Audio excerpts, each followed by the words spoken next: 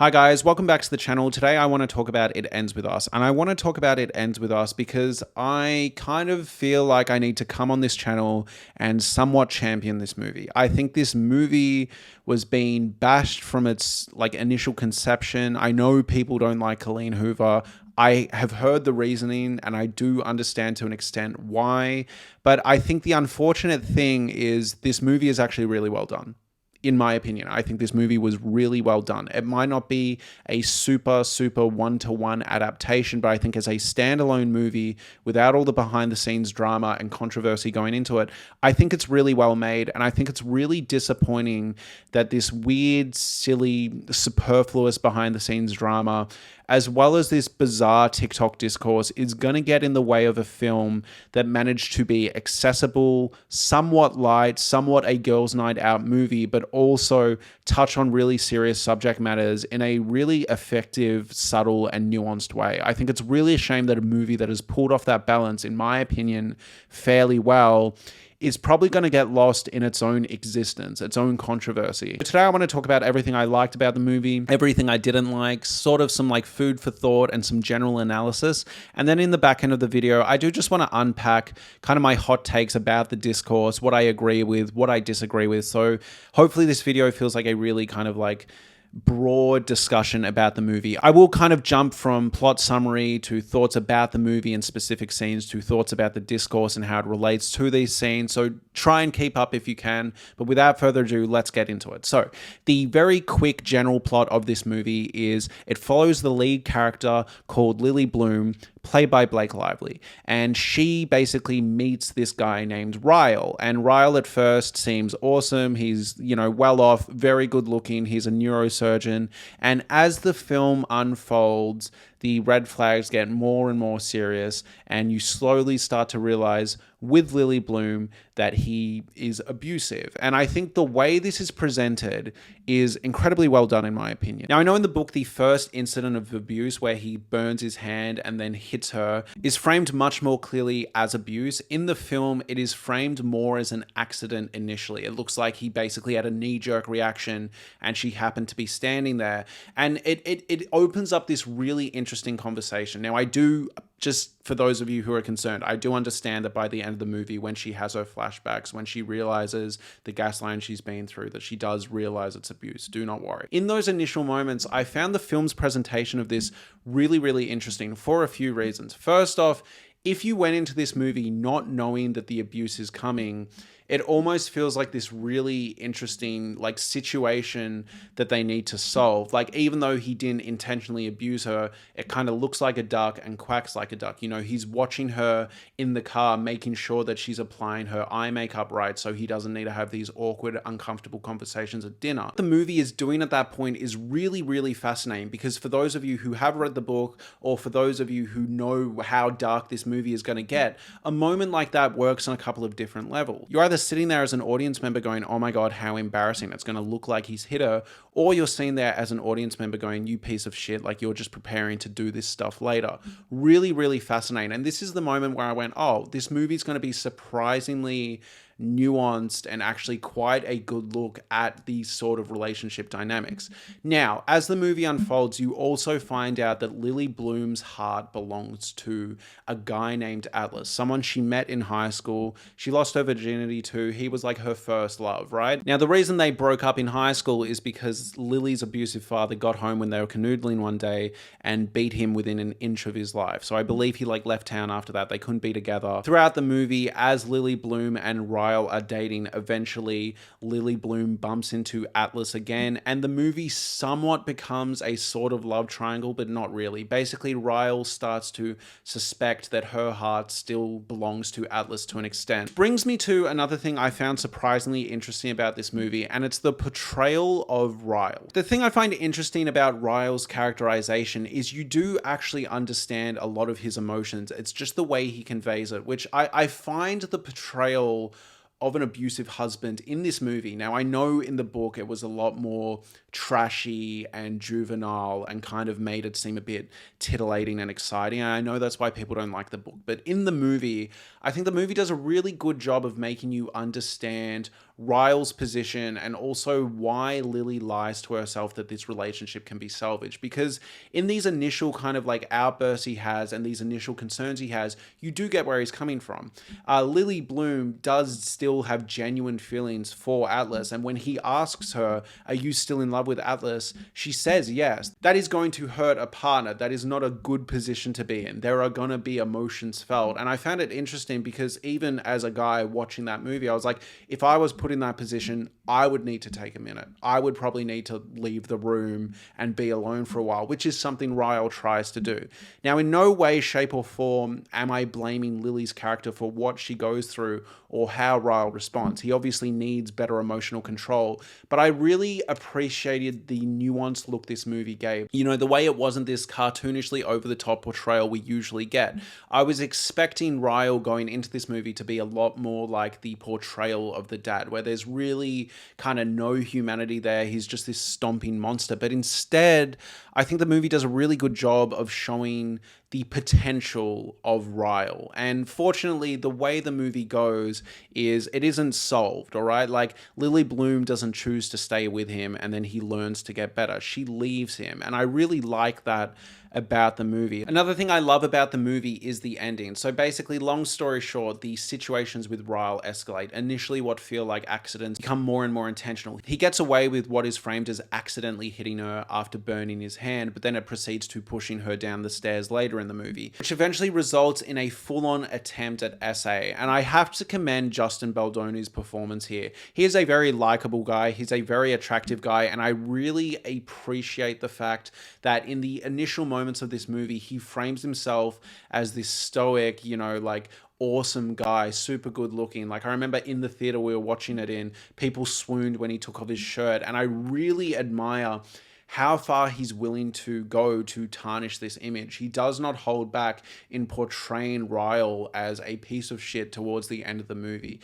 Throughout the movie, for a while, you do have some understanding. You do understand why he's hurt. Even in a scene earlier in the movie where he opens a bathroom door and sees Atlas and Lily Bloom in the bathroom together, you understand why he flies off the handle to an extent. Again, I am not condoning his violent actions, but you do have some level of understanding, and I appreciate Justin's commitment to actually throwing him into territory where you can't give him any empathy anymore. It's this tragic case of like letting your emotions get the better of you. And I'm not saying that he is the true victim of this movie, not at all. Do not worry. But I appreciate the fact that it puts you in the position of Lily Bloom. You understand why she stays. And that was Justin's mission statement, which I really appreciate. He said in interviews, he was like, I really, you know, a lot of discourse you hear about, you know, these sort of relationships from men is, why didn't you just leave? And I wanted to show why it isn't that easy. On top of that, Lily Bloom gets pregnant to his child while in this seriously toxic relationship. But yeah, I really do love the ending of this film.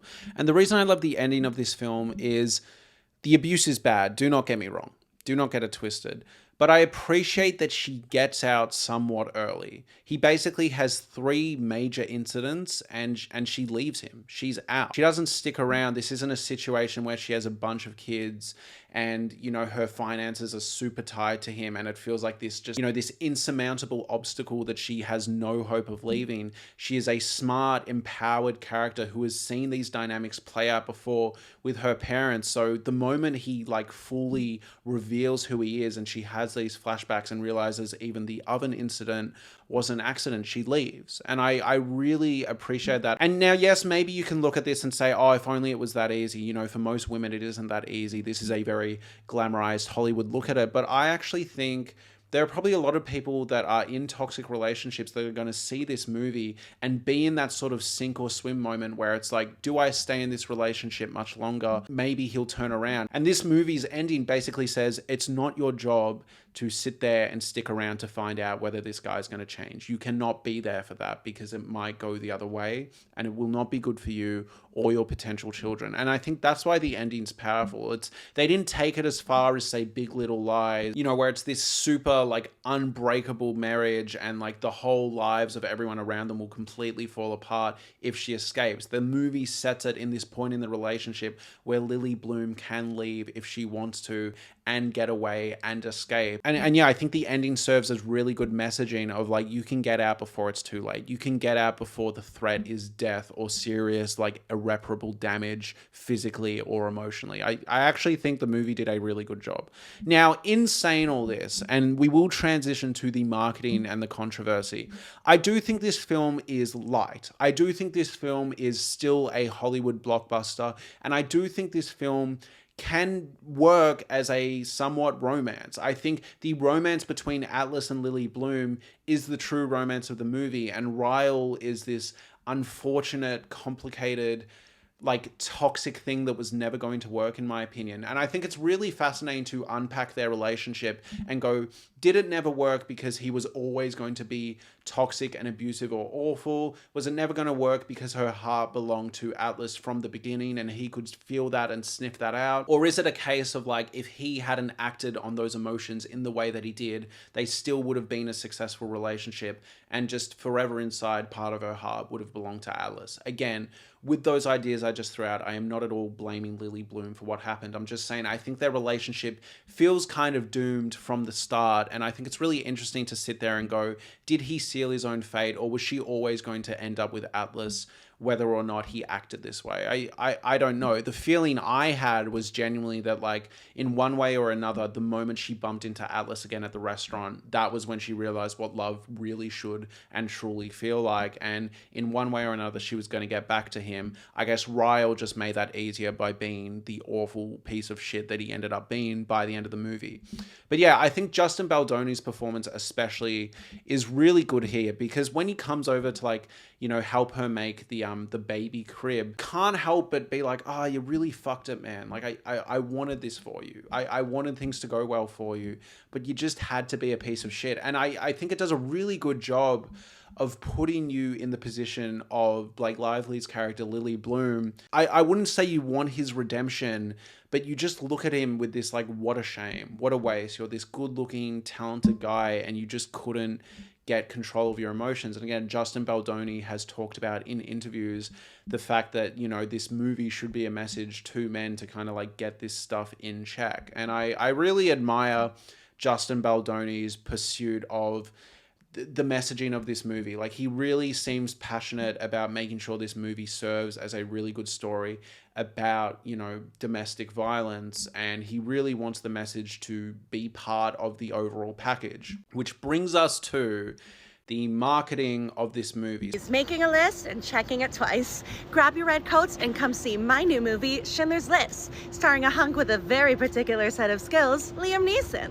So as I was saying before, this film still feels relatively light, which I really appreciate. I think this movie is still a Hollywood blockbuster, can still be a girls' night out. When I saw this movie, for example, going into the session, there was a group of middle-aged women who had just seen the film, and they were all sitting there going, oh, I was like really glad that the abuse scenes weren't too full on, you know, like I could still enjoy that movie. And yeah, you know, like I was really dreading that going into it, but you know, like it was empowering by the end of the movie. And I found that interesting because going into the movie, I wanted a really serious, harrowing portrayal similar to Big Little Lies. And then as I was watching the movie, I went, oh, this movie still is a romance movie. Like, this movie still is somewhat lighthearted in parts, especially with the later chunks around Atlas and Lily Bloom. That is a optimistic love story if I've ever seen one. However, the Ryle stuff is really serious, gritty subject matter, and I think the movie balances that tone well. Is it as good as a film such as Herself? No. Is it as good as the portrayal of domestic violence in Big Little Lies? No. But I think the important thing to remember is I don't think it's trying to be. I think this movie is trying to play both sides. It's trying to be a serious look at the subject matter in pockets, but not too serious that general audiences can't go into this movie blind. And that's where I want to talk about the marketing for this movie, because Blake Lively is being absolutely dragged for saying, you know, grab your florals, go to this movie, like, bring the girls. It Ends With Us is in theaters now, so grab your friends, wear your florals, and head out to see it. And I get that on the surface, saying that about a domestic violence movie doesn't feel very good. But I have to defend her slightly, because in my opinion, I still think this movie is somewhat lighthearted and still kind of fills that niche of a date movie, weirdly enough, just a serious date movie. So going back to my anecdotal evidence of this, there were like 3 teenage girls sitting next to us, and when Justin Baldoni ripped off his shirt, they all went meow, like they were losing it throughout this movie, right? And then as the movie revealed its hand, as you slowly realize that Ryle, Justin Baldoni's character, is actually abusive, you heard them, seriously go like, oh my God, wow, ugh.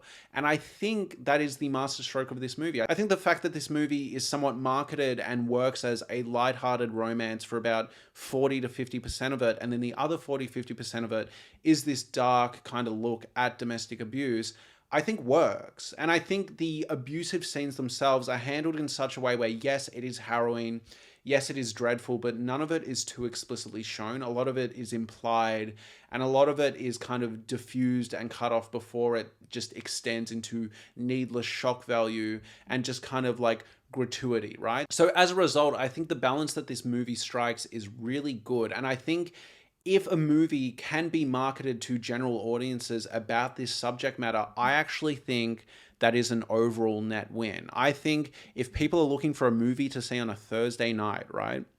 And then their girlfriend is like, oh, it ends with us, the new Blake Lively movie, let's go. And then they end up having a discussion in the car ride home about why Ryle is such a piece of shit and what makes Atlas so good.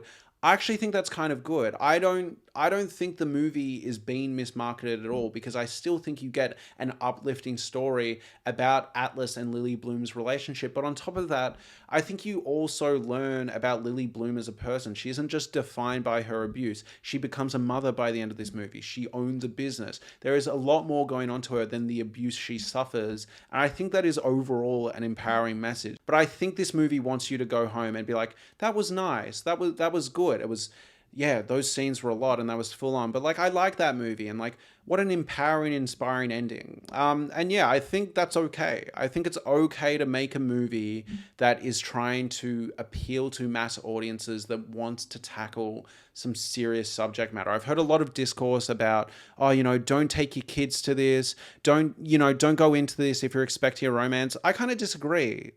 Is it bad to demand some substance from these sort of movies? Do you just want more movies like A Family Affair or these countless Netflix rom-coms you get? I actually think it's really, really good that you can go into a movie and still leave satisfied as a romance fan, but also, feel like you've learned something and feel like you've unpacked something. I think if a mother took her, daughter from the age of like, I don't know, say like 12 to 15 to this movie, and then they had in the car ride home a conversation about, here are the red flags to look for so you don't end up with someone like Ryle, I think that's good. I don't understand TikTok's pearl clutching nowadays, where they act like every single child isn't at home seeing just awful, heinous shit on the internet. Every single boy at like 12, 13-year-old isn't watching porn, right? Like, I'm sorry, like, people are going to be fine if they see a movie that has somewhat confronting scenes that unpack these scenes in a serious and sensitive way. This movie has an M rating here in Australia, which is the equivalent to America's PG-13.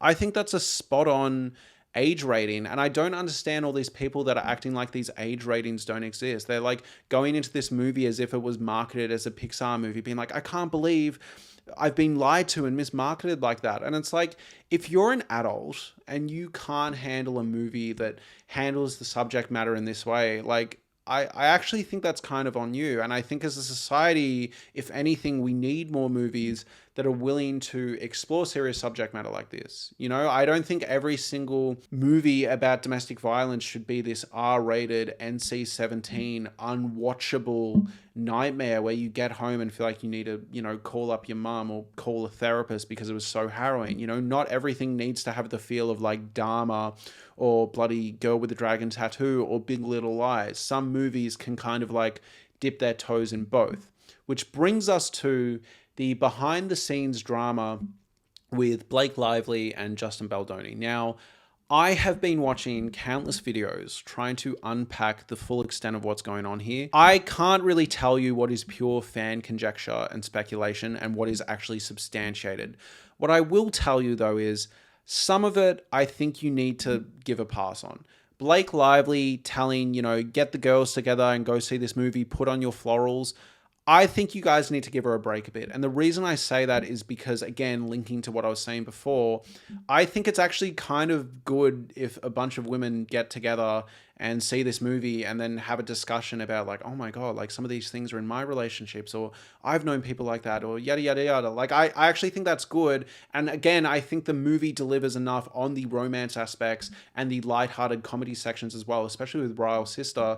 I think, like, I don't actually think that's that heinous of mismarketing. Like, obviously they want the movie to do well. Like, sorry to burst your bubble, guys. Like, Hollywood wants to make money sometimes. Now, the more substantiated controversy between Blake Lively and Justin Baldoni is this tension between, apparently there were different edits, they had different ideas, different directions. Would I personally have preferred a darker, bleaker look at domestic violence? Yes. Look at these two posters. Right, this is the poster they ended up going with, and this is the poster that was kind of like originally released. I love the vibe of the originally released poster, but it's not the vibe of the movie you were ever going to get. This is, at the end of the day, a Colleen Hoover book who opened the book of It Ends With Us with basically two characters having a trauma competition where they try and one-up each other about what they've been through, all right? Like, Colleen Hoover is not subtle, and I think what Justin Baldoni pulled off here is actually really good. I think what Justin Baldoni managed to do is take the book of It Ends With Us, which was controversial for somewhat seemingly glamorizing abusive relationships, and he seemed to make enough changes and present it in a way where he fixed those problems, but still kept it lighthearted enough that, you know, women can enjoy it as a somewhat lighthearted but serious romance film. And I think he needs to be credited for that.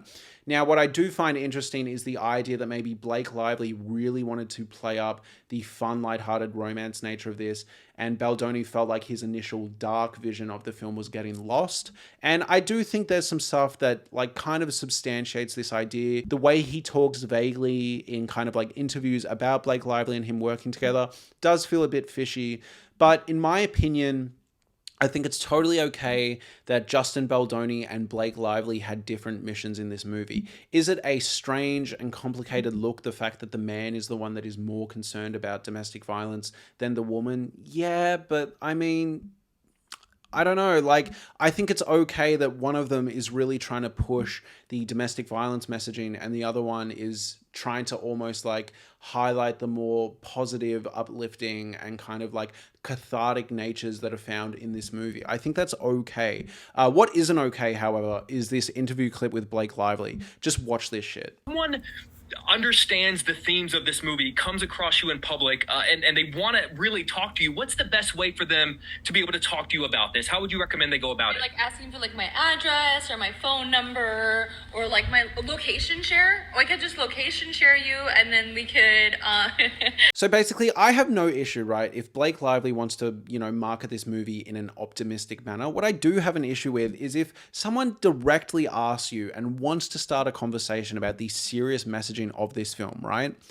And your response is to basically make a joke about it and avoid it completely. That's where it starts to feel weird. I don't mind her highlighting the fun parts, but the idea that she's going to sit there and avoid talking about it when Justin Baldoni is out here with domestic violence help links in his Instagram bio does feel strange. It does feel weird. That's the part for me where I'm a bit like, ugh, with Blake Lively. But all this other stuff, you know what? Maybe there was some infighting. Maybe Justin Baldoni is disappointed with the final product and Blake Lively took some control in the marketing and the final edit. And that's a shame.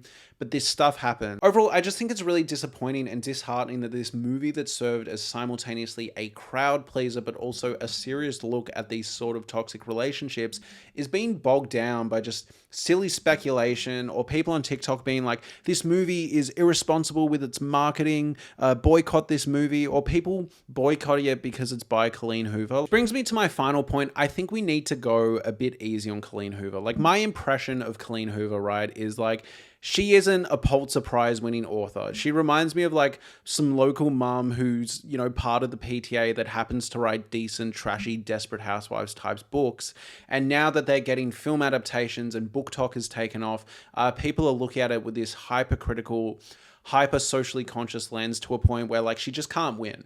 All right. Like, the coloring book for It Ends With Us was a seriously bad look, but like, let's just go easy on Colleen Hoover a bit, all right? Like, she has said in interviews that there's things about these books that she would change, and she's happy with the changes in the film adaptation. I think she's trying, guys. Like, she's not perfect, and no one is, but I think the idea that this really well-made movie, right? This movie that took the problems out of It Ends With Us and really beefed up the material is getting dragged just because of its association with Colleen Hoover, this behind-the-scenes drama, and just stuff that doesn't matter, because at the end of the day, we got a pretty good movie.